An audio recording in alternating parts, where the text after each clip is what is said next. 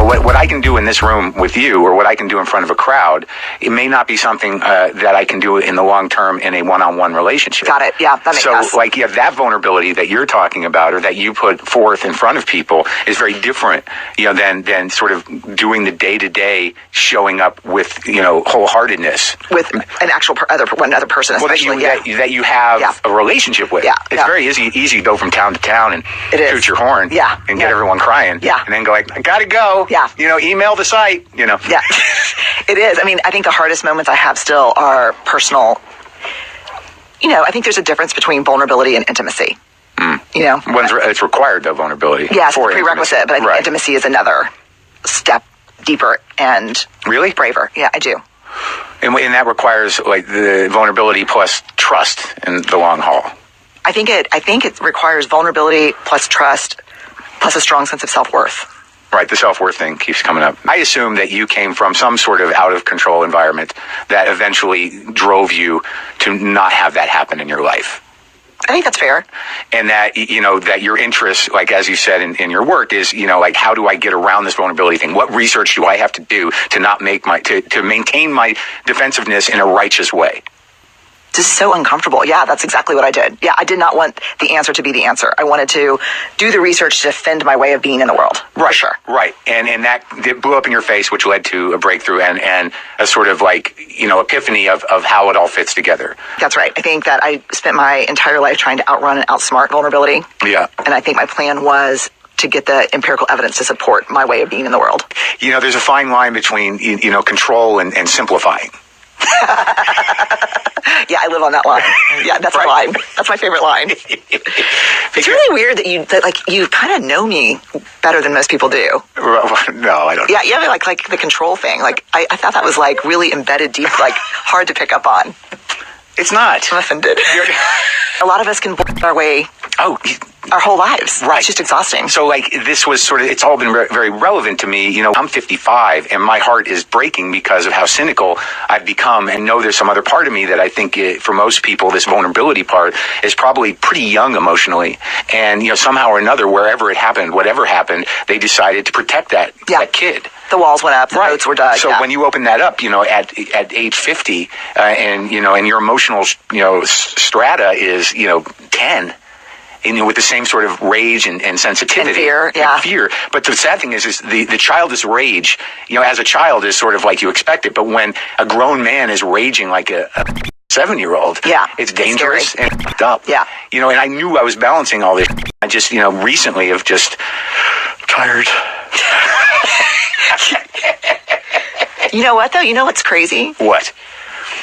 Is in my experience, this is speaking as a researcher, I think midlife is when those walls normally come down. I don't experience a lot of people in their confused 20s or perfect 30s. Yeah. And they're go get them 40s. 40, most people start to do engage in that process you just described really in midlife. It's really in your 40s and 50s where people are this armor is freaking killing me. I get that it used to keep me safe, but I can't freaking breathe. Right. I cannot breathe anymore. Right. It is no longer serving me. Right. And I think you actually, when you get to that crossroads, if you even see that you're at a crossroads, if you choose to not acknowledge, I think you actually become more dangerous because you double down on the armor. But you might also isolate. Oh yeah, you can for sure isolate. Most people would argue, at least in my field, that psychological isolation is the most dangerous human condition we experience. For the individual, for society? Both. We confuse communication with connectedness. Yeah. All these social media tools, which I love and use too, but they're not connection tools, they're communication tools. Right. And there's a big difference. I want to make sure I talk about this, so I'm going to, posit it now, that, not everybody struggles these struggles. In order for you to find in your research that there are people that do feel that they're worthy, and that they had, at least one grounded parent that kept them somewhat with their, with a sense of self that could move through the world in not a self-destructive or destructive way, that there is that a lot of this, some of this stuff doesn't apply to everybody. I know, I would disagree. Okay. I would say that the people who we define as wholehearted, who really find self-worth in who they are and can be authentic, a lot of them fought for that.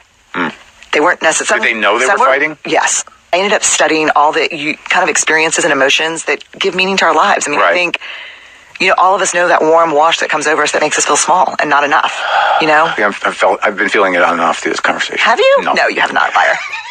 I think I have figured out what we need to do. I haven't figured out how personally to do it, for sure. This is what blew my mind about shame, and I think this is like the big problem. And I don't think you can really have the time necessarily to talk to anybody's specific trauma or why they are going to resonate in however they're going to with your conversations. Right. But like the epiphany I had the other day was like when you say like, being vulnerable and moving through stuff and showing up and as with your authentic self to be is courageous, and that it's not gonna kill you. There's part of me that's sort of like, no, it might, it could kill me. Right. Well, yeah, because so I'm going to go in with my authentic self, and great, I'm going to let my authentic self be crushed. Whereas if I just would have worn just half my armor, maybe I could have moved through it a little easier. You could have taken some blows. I mean, this is the heart of it. Because shame is basically the fear that there's something about us or something we've done or failed to do that makes us unlovable and unworthy of connection and belonging.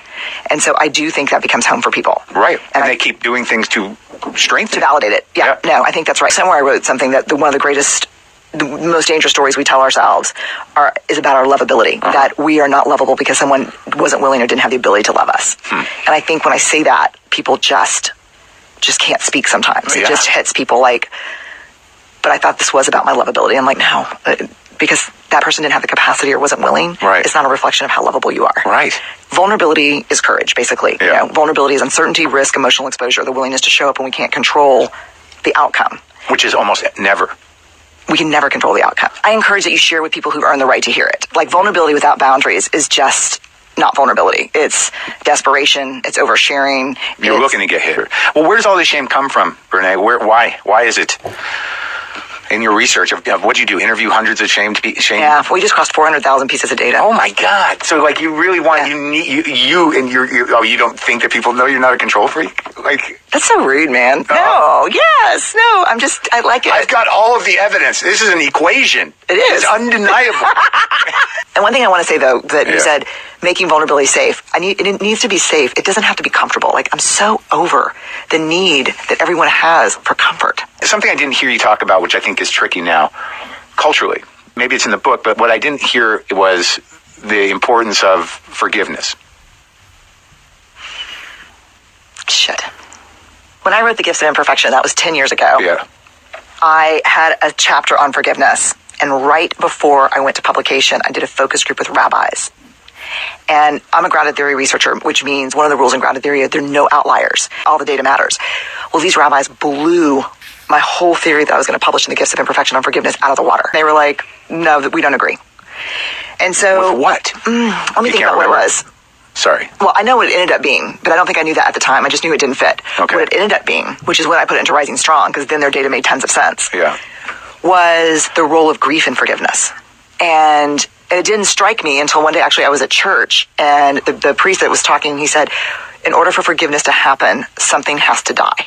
One of the reasons I think forgiveness is so hard is because we have a pathological fear of loss and grief. Humans do. Do you agree with that part? Well, that's the death terror. Right, okay. Yeah. So in order for forgiveness to happen, we normally have to go through a grieving period. So if you and I are married and you have an affair, and we decide to work it out, there still is a death and a grief of an idea, a promise. Something has to be, something has to die. Of loyalty. Or trust. Commitment. Yeah. Right.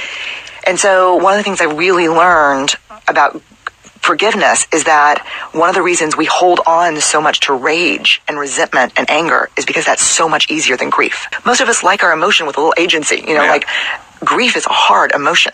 It's loss, it's longing, it's hard. And so one of the things I think about forgiveness is we're much better at causing pain than feeling pain. Sure. And I think for forgiveness to happen, we have to feel pain. I don't think I can take any more talking in group terms. The right, the left, the white men. I think the only way I see real change happening is on the ground, connected, real people, and not categories. I think shame is a tool of oppression. Humiliation, berating are tools of hurt. They're not going to be tools of change and justice. I do not think shame is a social justice tool. And if you want to use it as a social justice tool, that's great. I'm not going to participate in that with you, because shame doesn't just change the person who is the target of the shame. Shame changes people who use it against other people. Yeah. I just won't do it. It's weird how it is coalescing into groups. It is totally coalescing. Yeah, and that they're not acknowledging that. They're just finding strength in the brazenness and sort of controlling fascistic leanings, and using all these tools to sort of annihilate vulnerability, right? Yeah, and I call it common enemy intimacy. It's this real rush of counterfeit intimacy. We don't have anything in common except we hate the same people. Right, and then when you get right down to it, it is about people one-on-one connecting or in small groups. And what did you say about that, about the biological need for people to be connected? Yeah, we're neurobiologically hardwired. And everything that we're doing, the way we're talking about right now with ideological bunkers and groups of people, goes against our humanity. Here's the thing. I thought before this research that hope was an emotion, but it's not. It's actually a cognitive behavioral process. Sure. That hope has three pieces: pathway, agency, and belief. So hope is I can set a goal.